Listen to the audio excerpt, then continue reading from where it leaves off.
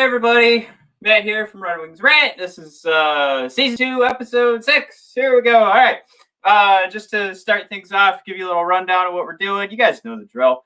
We're gonna be talking about this new season getting started. We're gonna be playing a new segment on this day. That's right, because we got a fun little video to talk about. We've got Be the GM.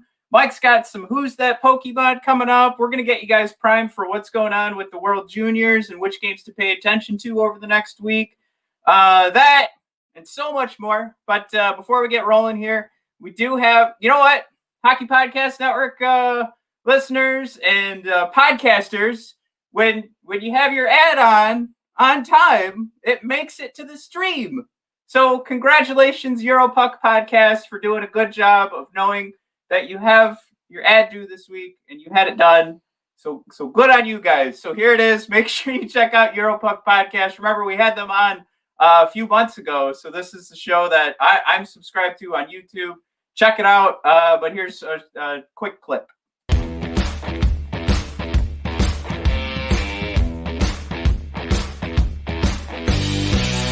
Hello, bonjour, hello, hey, hiya and privyet hockey fans. Welcome to the Europuck Podcast. The show where two blokes from Blighty talk about everything to do with European hockey as part of the Hockey Podcast Network.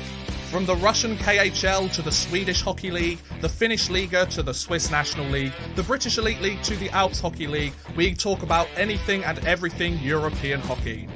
Catch our podcast every Friday from August the 28th, however you get your podcasts, and on the Europuck Podcast YouTube channel. The Europuck Podcast, giving you guys European hockey.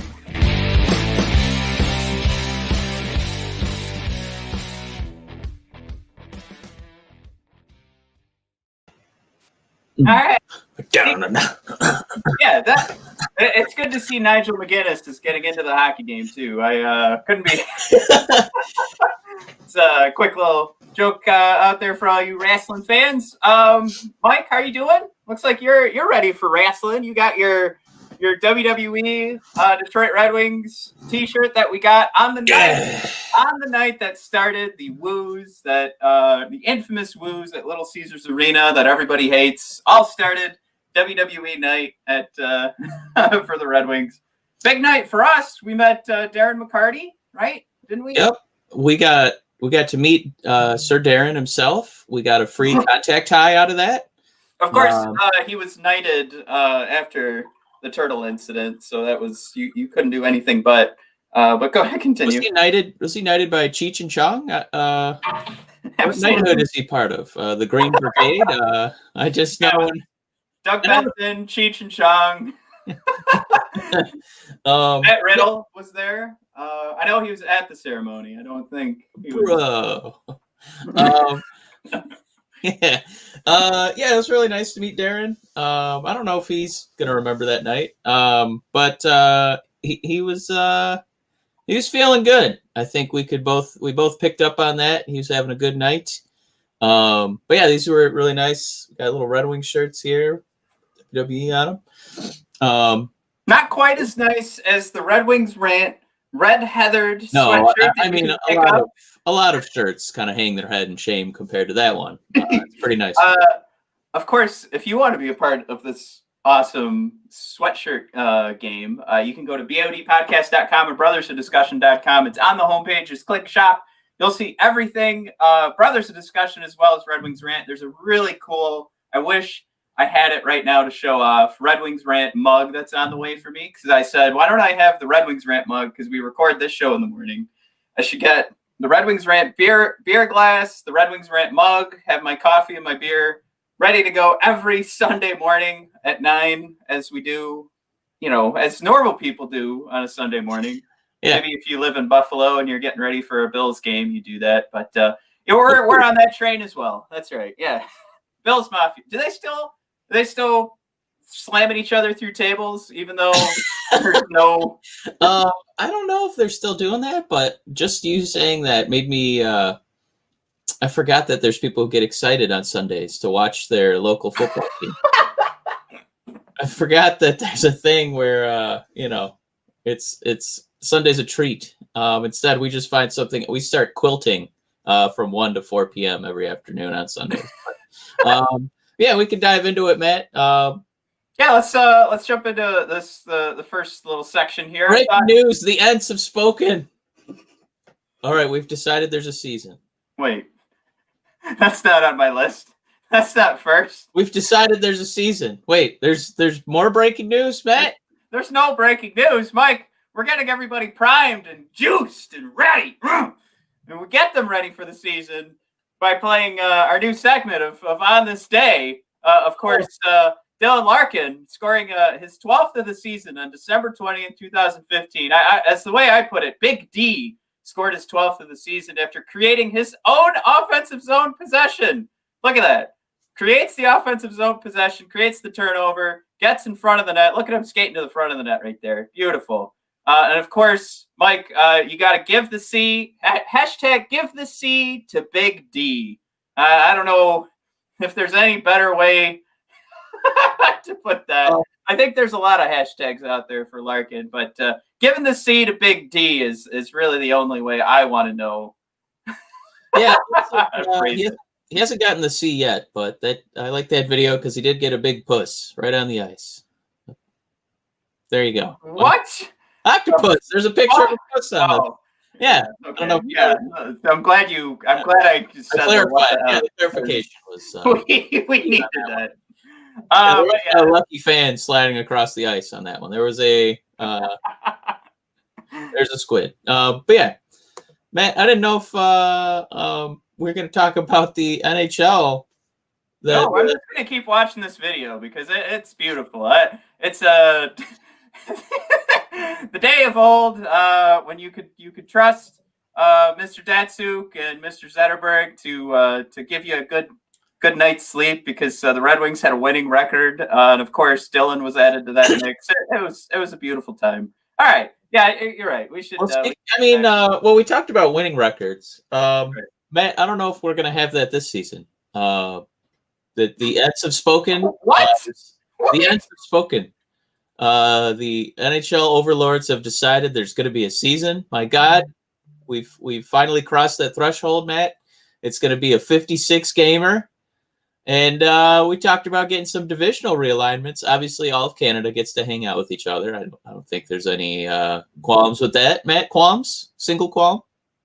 I mean, there is the fun little tidbit that if Canada can't figure out how to get all these teams together, or at least accept the beginning of the season, which there's some pushback, then all the Canadian teams are going to have to play in the U.S., and I could not be more tickled by that being a fact.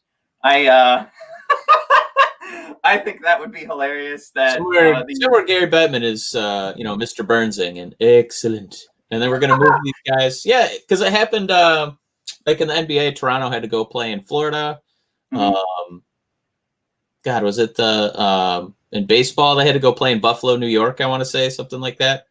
So it might be 7 NHL teams have to. I don't know if they're going to find a stadium in New York again, go to Florida. Maybe they'll, find a province with a state kind of parallel to them. Maybe go play in the Dakotas. Let's get a team in the Dakotas, Matt. Maybe Idaho, huh? Big Idaho Nordiques, huh? You excited for that one? Maybe no, I just can't. I can't wait for the big announcement that all the Canadian teams are going to be playing in Arizona.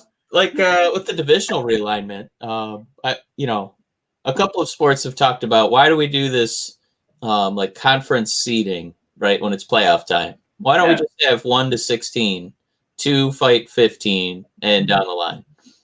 So the Red Wings are kind of going to get to enjoy that because in the divisional realignment, not only do they get to battle the Stanley Cup winners, they also get the runner-up to the Stanley Cup. So essentially 1 or 2 is going to be battling the final seed in the 31-team National Hockey League. So, Matt, do you foresee the Red Wings winning a single game in this realignment? Honestly, this does look like one of the toughest division right now. And it's got to be an absolute can I add a caveat? Yeah. It's the toughest division in hockey for the Red Wings. Now, Tampa Bay and Dallas are like, ooh, let's we got a nice soft cupcake schedule. We got Red Wings, Blackhawks. Yeah, serve them up, baby. No, I mean, yeah. If you weren't sick of Hedman quite a few times this season, throw to Miro Heiskanen in there. That's why not. That's also devastating to our win column. No Montreal. Yeah, what the hell's up with that? Yeah, let's Montreal. Iceman should be on the phone right now, just calling Batman, calling the president of Canada. What does Canada have? A president? We don't have a prime minister. Trudeau, Trudeau, yeah, get him on the horse. Dude, we need Montreal, yeah, let's do it. Quebec and Montreal should have been, what do you call that? It would be like excommunicated or banished from Canada for what happened last year to the Detroit Red Wings. So I don't think they should count as a Canadian team after that 0-4 season.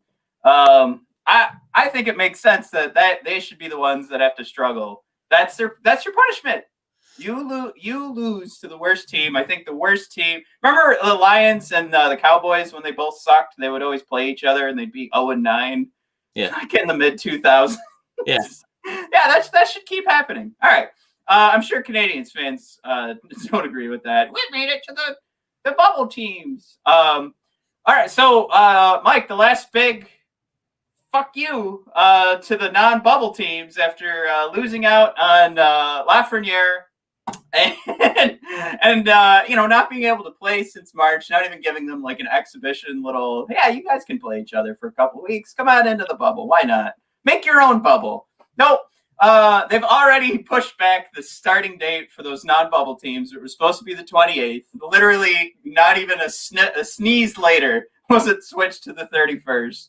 And, of course, on top of that, it's the 31st. Like, these guys haven't played since March. So the NHL went, how about a holiday? Like, you'll start on a holiday. You want to start early? You're going to start on New Year's Eve. So the last big FU, I think, to every non-playoff team from the bubble is you lose that December 28th start date, and you have to start on a holiday. So you're not getting trashed on champagne this New Year's Eve, hockey fans or hockey players. I don't know if Indeed or Monster would if that was like the job offering. All right, so you don't get any PTO. You actually start on a holiday, and you don't get any paid training. You're just basically going to play one extra day. Right. You're going to practice one extra day, and then you're going to be with us who've been playing hockey a lot more currently than you have. So, you in? Also, I don't know if you saw, you get to defer 10% of your salary to next season. So, hopefully, you're on a 2-year deal. I like where they go, are you in? Because then the follow-up sentence is, because it doesn't matter what you think. This is what we're doing. So we've all decided for you. So welcome aboard. One little the asterisk on people being in, I actually thought was pretty neat. I know. Oh, about the individual players. Yes. Yeah. So if a player opts out, a team can decide whether that player still owes them a year. I actually really like this. I would never expect this to come from the NHL. I thought this was a really good idea. I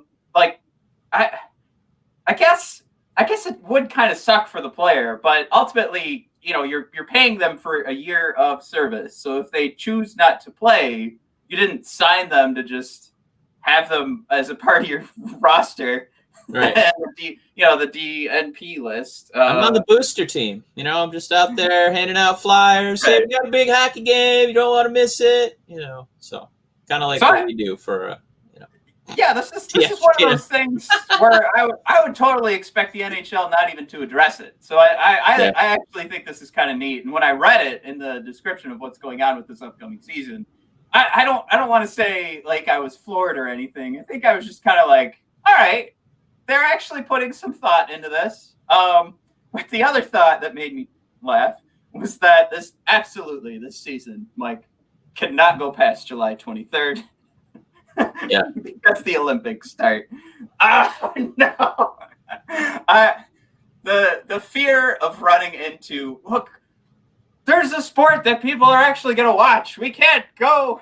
I feel like it'd be like Fred Willard was in that meeting. No, damn it! You can't go up against the Olympics. Nobody's gonna watch the NHL. You gotta have it. He crawled out of his grave. Let me pitch an idea to you. Okay, we can either have a hockey game on the ice, or you can watch the world's greatest shot putter. It's no contest. The shot putters are going to be getting the Nielsen ratings, gobbling those up like a Pac-Man. We've got no shot. I say we have a 56-game season, and there's no vote. I'm taking over. I think that's all we can do at this point. I'm gonna send that. We'll have to send that to Eugene Levy to make sure that if they need to replace Fred, you're on the call. Yeah. But is that the only reason that for the 56-game schedule they just mathed out when the Olympics start, when the shot putters are going to be playing, doing trial runs, and we can't overlap. Absolutely, right? This is the last straw. We can't also lose to shot putting. We're not going to let it happen. I mean, it does kind of paint itself that way. I would not be surprised, and honestly, I don't blame them either, because it's not like the NFL would win over the Olympics. It's not like the NBA would. I mean, it's the Olympics. It's that thing transcends all demographics. It's something where all of a sudden we're like, let's support America. I'm on board with the U.S. again. Let's do it. Yeah. So I mean, we joke, but honestly, I mean that would be the ticket. USA all the way. All right. Mike, is there anything else we need to touch on with these new updates? We got we did the divisional alignment where we're not going to win. Shot putting, overcoming the NHL. I think we might be ready to crack one open, Matt. Woo! All right, everybody. It is the Rochester Mills 12 Days of Christmas Milkshake Stoutt Drinkathon from Red Wings Rant. We have been trying. Let's see. I actually have this written down, so I don't know why I'm trying to remember it. But we'll be tasting the beers for flavor, match the beer's name, drinkability, the packaging, and then provide an overall score. Mike, if I could, I could run down our last few scores. I think we need to kind of give some context about. We really need a win this week. Yeah, so the last one we had was the triple layer decadence, which was just straight up coconut beer, and they painted this picture of calling it triple layer decadence. I mean, maybe I'm the moron who doesn't know that's another name for German chocolate cake, but that was the situation we were in. Mike, we had the King Cake, which it was such a terrible beer. It's not even on my scoreboard, so I apologize there. Mike, we had the gingerbread, which was spicy. It was spicy. I remember that. Yeah, I mean, there's spices in gingerbread cookies, but not like chilies. And what was our other garbage beer that we've had? Was that it? The King Cake, the triple layer, and the gingerbread. And we're looking, Mike, for something more along the lines of a double chocolate or that peanut butter cup stout. Yeah, like you mentioned we're just going to keep ripping up that coconut one. But triple layer decadence, you said maybe that was some ulterior name for a German chocolate cake. But for me, if that's the case, like I just made a gaseous flourish and, that's just a fart. So I don't care how many adjectives you put on it. It was still a bad beer. It was a bad cake. We gave it a 1.26 in regards out of 10. And like our double chocolate for me was an 8.3. The peanut butter cup stout was an 8.58. So there's some context for everybody. Mike, your highest rated beer was also the peanut butter cup stout at 9.1, and you gave the coconut bullshit 1.12. So let's crack this mother effer open. Come on, we need one. You got this. All right. This is the Red Velvet Cake Milkshake Stoutt. Or I'm sorry, the Red Velvet Ale. That just dropped it down a peg. Oh boy, here we go. I know. I was enjoying. Oh my god, it smells wonderful. Ooh. So I joked around before we got this started, and I was like, I hope they didn't get the red from just cracking a bunch of radishes into the beer. And they're like, look, now it's red. And you said, What did you say? That sounded straight out of The Hobbit. That was. It did. It's a beer made of radishes. Oh, I'm not getting one. I'm not getting one. Yeah, I love that. Oh wow. Oh. Oh, Like, I'm getting. Oh my god, I'm getting cream cheese. you got cream cheese? Is that a euphemism, or you tasted it? My god, I'm loving this beer. I'm making cream cheese right now. No, it's red velvet cake. I smell and taste the cream cheese. This was not what I was expecting. Do you smell and taste the cream cheese? Ah. Oh, this is redemption. Nothing like a little cream cheese in a can. This is pretty tasty. I was a little skeptical when I saw the ale, because I think sweet flavoring like cocoa nibs and stout just go together. But I think this ale and cocoa nibs is working out pretty nicely. And this is a good time to bring up, if we could have drops, I would love the Vince Vaughn from Anchorman, where redemption is spelled, and we're going to spell out Red Velvet. REDVELVET. Is that a terrible reference? Is that, remember, redemption is spelled RON. Mic drop. Right. Well, like it was totally the right route to go to spell out Red Velvet, but for some reason I just wanted you to spell out cocoa nibs because it's just my favorite buzzword right now. Man, apparently that's how you get milkshake stout flavors, from cocoa nibs, because that has been on the ingredients list for everyone. If you have a bag of cocoa nibs in your cabinet right now, you are one step towards making a delicious beer. It's a waste of cocoa nibs if it's not already part of your plan. So Mike, I'll get going here. Drinkability, easily one of the better tasting milkshake stouts we've had. Yeah, I gotta say, this is up there. I don't think it can match the peanut butter stout, but I'm gonna go 8.4 and match that Imperial Java we had. Wow. So that does a lot of damage, folks, because the drinkability matches. It's got our taste mixed in there. It's got how many of these do you think you could down in a single day? All those ideas mixed together. So we weighed it 3 times in our main score. So that's an 8.4 for me. I'm going I think it's real good, but I did kind of want to try it as a stout. So going with the ale is good, but it's going to knock it down just a smidge. Give me a 7.9 on this puppy. You could make the argument it is more drinkable for that reason, because the stouts are pretty hard to down all day. You're pretty much one stout and done in my usual grading scale. Now, matching the flavor, Mike, I tasted goddamn cream cheese in this thing, and I was just expecting red velvet cake. So I gotta go pretty high on this. I'm shocked that we got some cream cheese. You know what I'll say is that a few of these beers, I think going in, you'd be like, oh, there's the flavor, and then it would kind of travel down the old tongue down into the lower cerebellum, and the flavor would disappear. But this like cakey, cream cheesy flavor is lingering all the way through. So Matt, give me an 8.6. Holy crap. All right, so I was also going to go in that realm, and this was actually going to be, so even with the peanut butter milkshake stout, Mike, you gave that one a 9.1, so I'm actually going to go higher, and part of the reason that we downgraded the peanut butter stout was that it did die off pretty quick, but this one I still feel like I have a piece of cream cheese cake, or red velvet cake in there, so I'm going to go. Everlasting gobstopper feel to it. Or what was that? What was the gum with the different flavors that would, kind of cycle through? It kind of reminds me of that. It's still there. Flavor something? Yeah, and then it had like a turkey dinner or something, then a blueberry pie, and she turned violet. Yeah. All right, so the can, Mike. That's our last item on the list here. Now, I know what they're going for, right? Like red velvet, and it looks like a red velvet rope.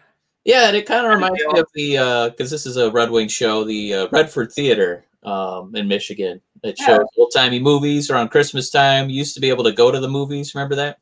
Yeah. And they built a big Christmas scene with a little, mechanical choo-choo. Yeah. So this... Not a train.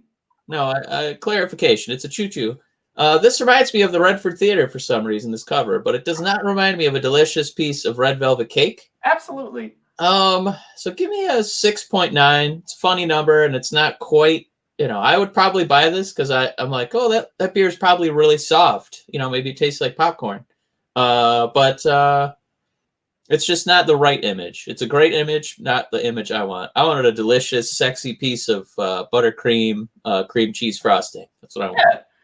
I'm gonna say, because part of the can is you want to make your beer more appetizing. You want to fuck the can. Yeah, no, that does not. That just makes me feel like I'm gonna be licking a red velvet rope.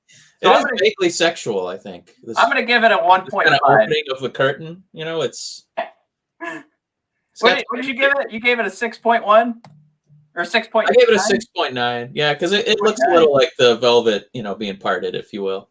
So, Mike, this was on track to be one of my highest rated beers out of this box, but the can absolutely killed it for me. So, Rochester Mills, get your shit together. So this is a 7.06 for me, while it was tracking to be close to a 9. Yeah, what we should do is the Triple Air Decadence had a subtle picture of cake, and what I would do is flip it, right? Give this one the picture of the cake. Give Triple Air Decadence instead of like a beautiful red velvet being parted, maybe like a butthole being parted, because that's what it tasted like.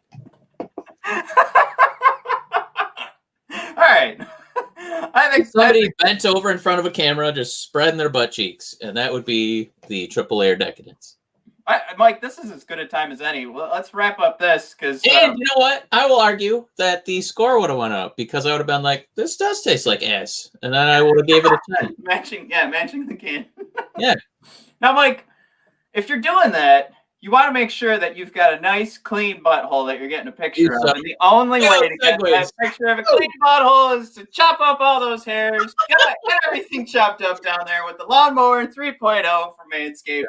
Mike, if you're not taking advantage of our deal that we've been sharing with you, let me show you what you're missing out.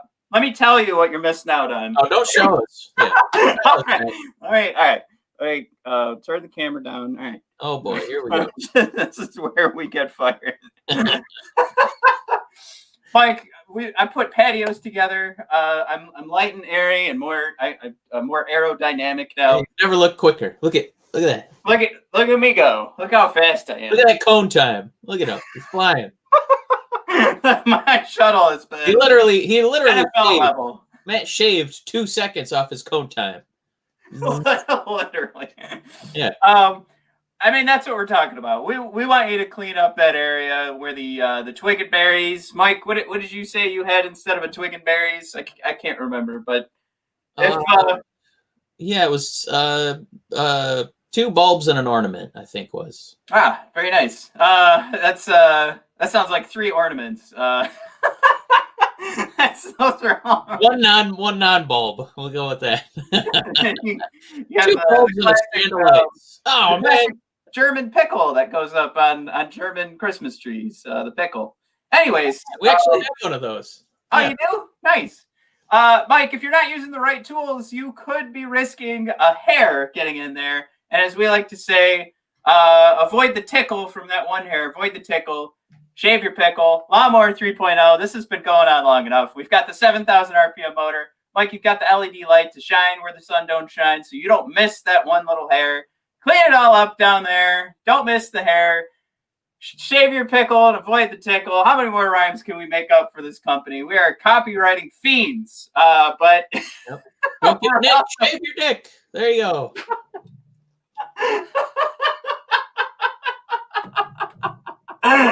Wanna win at tennis? Shave your penis. There you go. Go to manscaped.com. Use promo code THPN to get 20% off and free shave shipping. Your cocky. There we go.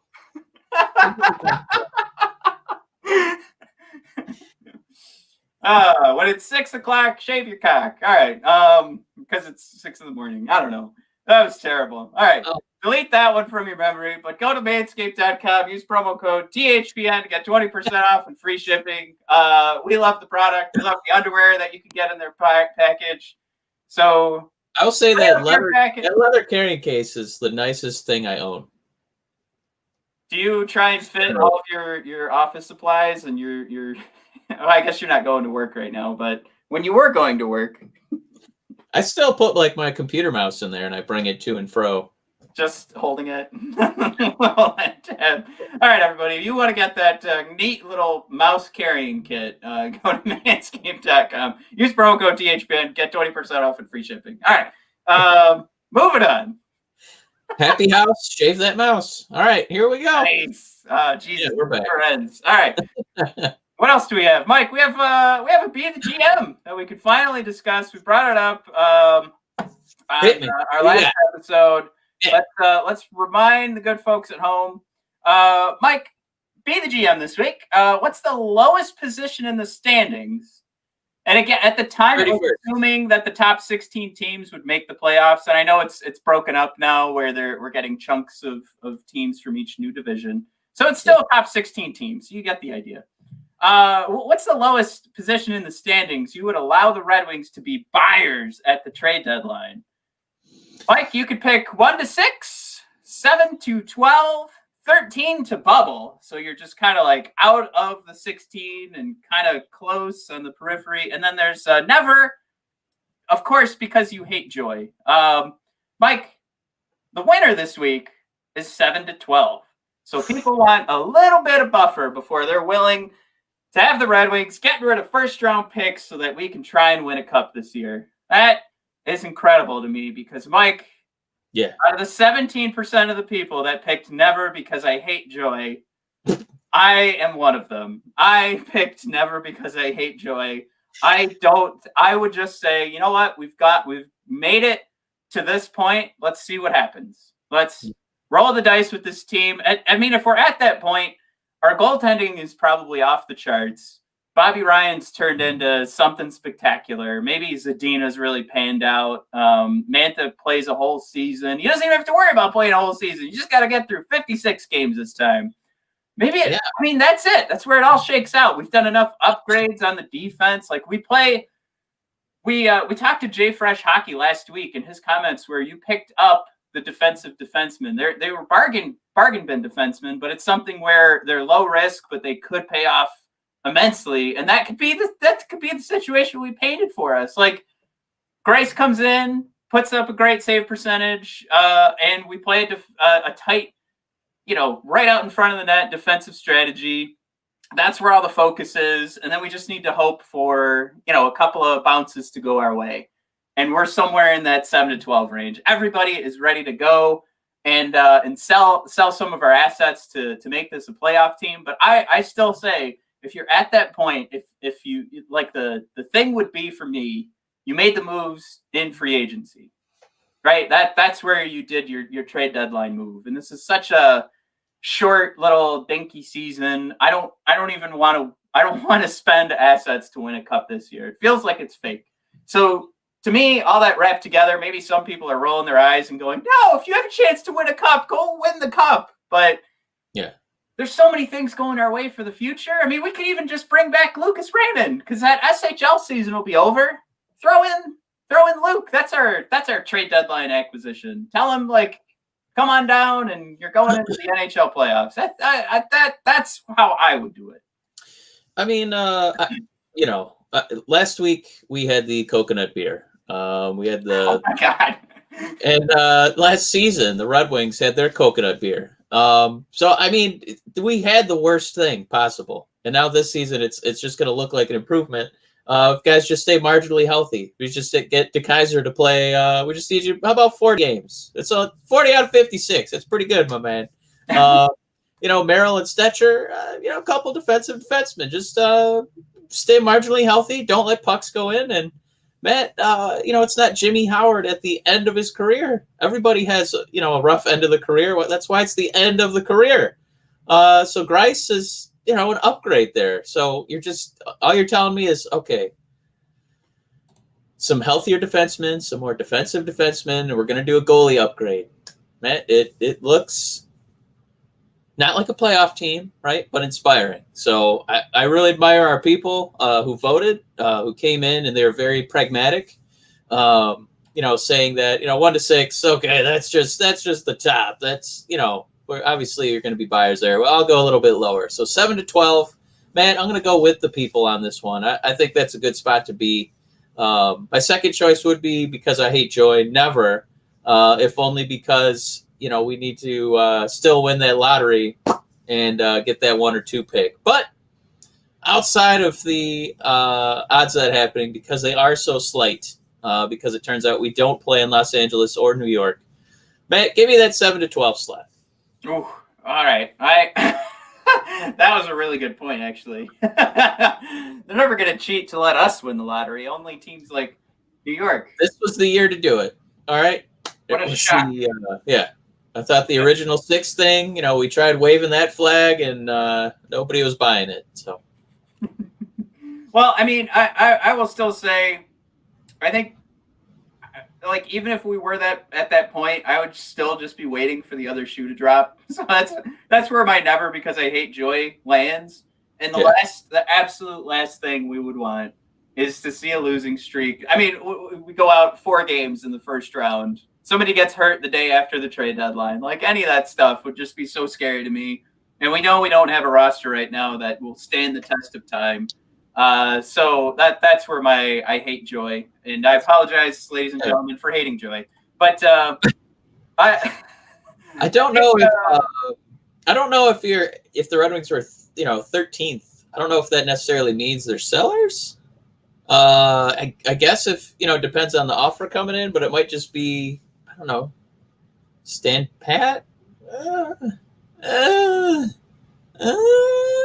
I don't know. I guess it would depend on the offer. Man, 7-12 is the best answer. I can't even talk myself into the other one. 7-12. All right. I guess I'm fine with that. All right. Yeah. So we do have, Mike, the World Junior Championship. Before we jump into your favorite segment, starting today. But I thought it would be a good idea to kind of jump around and let the good folks know, well, when is it a good day to tune in? When is it actually going to benefit the Red Wings fans? And of course, it was our last episode that I'm trying to pull up right now, where we discussed all the players that are moving around in the World Junior Championship. So remind everybody real quick, Mike, you got Lucas Raymond, Niederbach, Soderblom, Albert Johansson, Gustav Berglund. If those all sound like Swedish names, there's a good reason for it. So we're looking for Swedish games. We also have I'm sorry, Berglund is Finnish. He's going to be playing for Finland. I apologize there. But then Jan Bednář is going to be playing for the Czech Republic. So that is I'm glad I said that, because they are playing today at 9:30, Czech Republic and Finland going at it. And this is the exhibition schedule to start. Mike, it'll be tomorrow. We have Sweden and Canada going at it at 6 o'clock. That'll be a good measuring stick for all of our Swedes. You've got on the 22nd, USA versus Finland. Again, we've got Berglund to keep track of. Sweden and Switzerland going at it on the 22nd at 9:30. And the 23rd, we're going to have the Czech Republic and Germany going at it at 9:30. So that would be your exhibition games. Those are the games where it's not quite count yet on the books, but that preliminary round is going to start on December 25th on Christmas Day. So before our next show, we are still going to have some games that you got to keep an eye on. So on December 25th, you've got Germany and Finland going at it at 6, so you don't miss Berglund.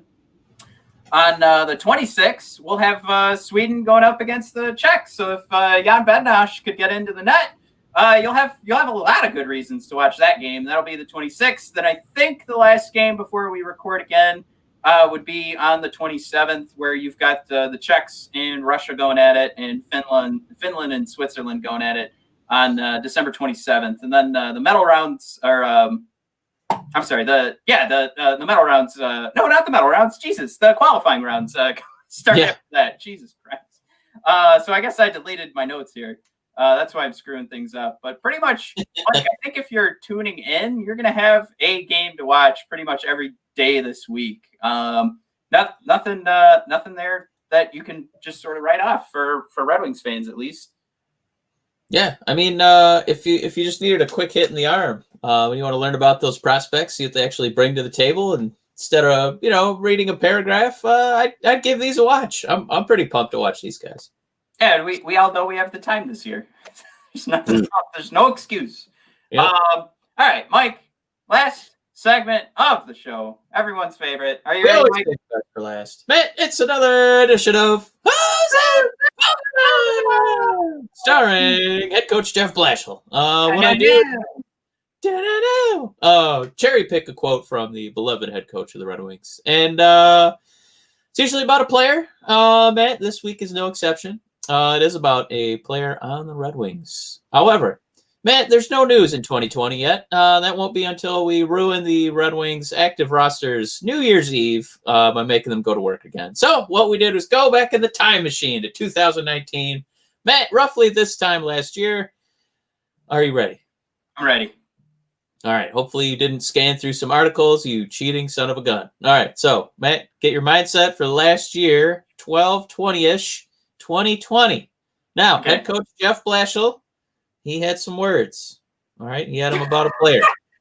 Can I Now, hear it in the Paul Woods version, please? Matt has already chosen to tell his brother to do a Paul Woods impression. Luckily, friend of the show, Paul Woods is here to do just that. Matt, here we go. He's had, I think, a real positive impact on a night-to-night basis. He does pretty well in scoring chances in terms of creating more than he gives up. For a defenseman, that's hard to do, and he does a pretty good job of that. He's certainly had his nights where it didn't go as well as any of us wanted, but he's done a good job of being mentally tough and coming back from that. But he's been a real bright spot in a tough triple-layer decadence year. Okay. There There weren't so many times where we've seen Hronek struggle. So that's the first thing I'm doing is I'm crossing him off the list. Because I don't think... Quick asterisk. That was a massive sentence by Jeff Blashill. They just let him go. Just keep talking. We'll put a period at the end, my man. Just keep going. That was actually... like one big run on.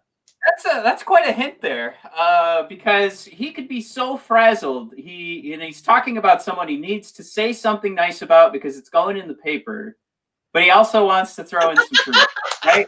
So no, I really like him. He's really good. He's just oh my god, he's just defending. What a defenseman! Oh my god, he's so good. Oh wow, what a guy. Let's go. All right. I think the man I gotta pick here is Madison Bowie. It's not Hronek because he wasn't on the struggle bus, but I think any other defenseman would be okay to pick. Maybe probably taking away Patrick Nemeth, but I don't know if he's really the guy you look at and go, he's creating scoring chances. Where Bowie. So, Matt, you've had a real rough streak. I'm going to take Bowie out. So I'm going to pretend you get 2 chances this week. You get 1 more. God damn it. All right, so you didn't take Hronek out, so let me pick Hronek then. Thank God. Matt, you're finally off the schneid, kind of. Kind of. Matt, it was our buddy, the Hroner. There you go. I gave every reason in the world for this answer not to be Hronek. All right, that's fun. Yeah. Matt dunking on himself right before he gets it wrong. All right, everybody, if you want to check out all the other times that I've dunked on myself, go to bodpodcast.com and brothersofdiscussion.com. That sounds like I'm giving you a link to my OnlyFans. Check out all of our old episodes. We do have some season previews coming from our blogger, Jesse. Jesse, if you're out there, are you alive? Hello.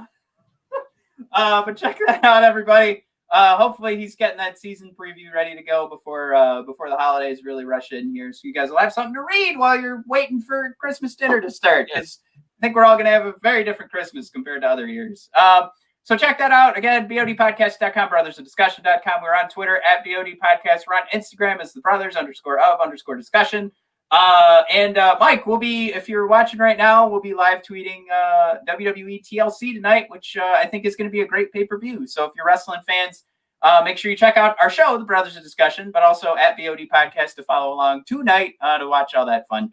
Mike, thank you. And and we're taking some time off on Thursday, obviously. So bingo, bango. Yeah. See you, everybody.